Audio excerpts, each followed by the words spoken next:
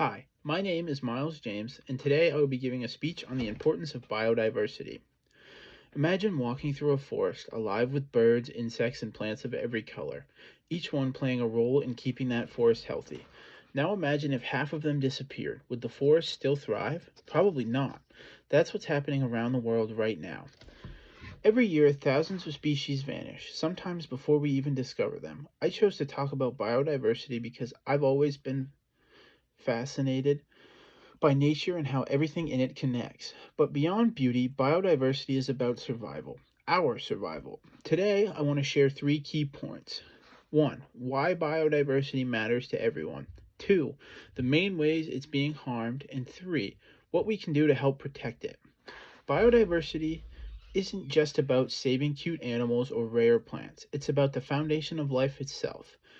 Every species, no matter how small, plays a part in maintaining balance in ecosystems. When one part breaks down, others follow.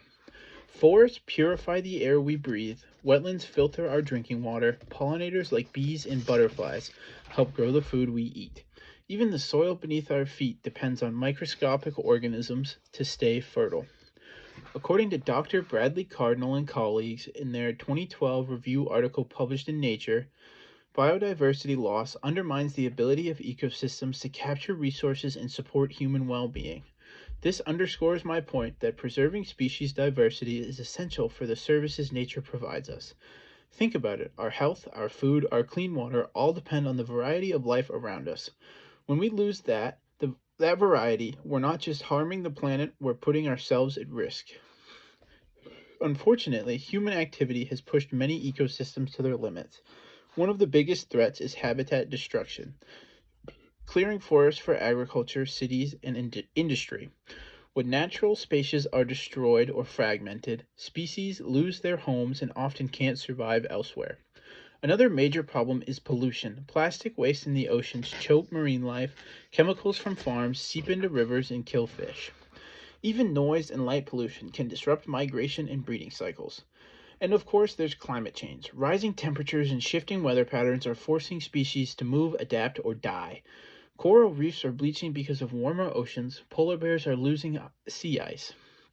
Entire ecosystems are struggling to keep up.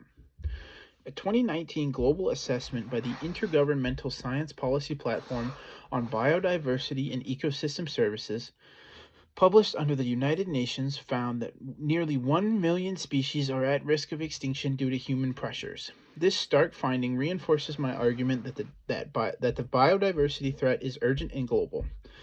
All of these pressures combine to create what scientists call a biodiversity crisis. Studies estimate that species are disappearing at 100 to 1,000 times the natural rate. And when they go extinct, we lose not only the species, but also the ecological functions they perform, things like pollination, pest control, and carbon storage. The truth is, biodiversity loss isn't a distant problem happening out there. It's happening in our backyards, in our food systems, and even in the air we breathe.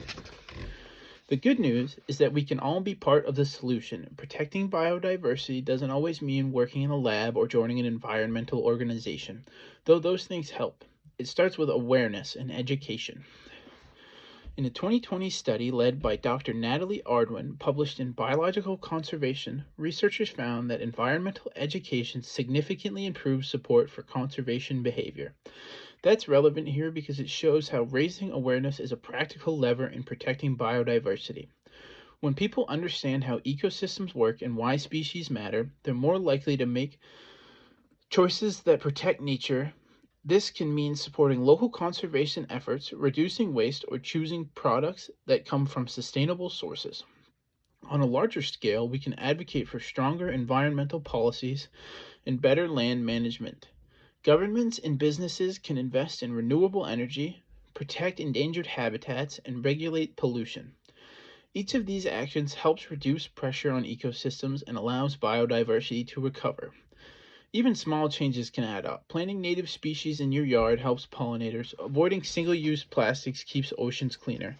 Volunteering for a local cleanup or park restoration strengthens community engagement with nature.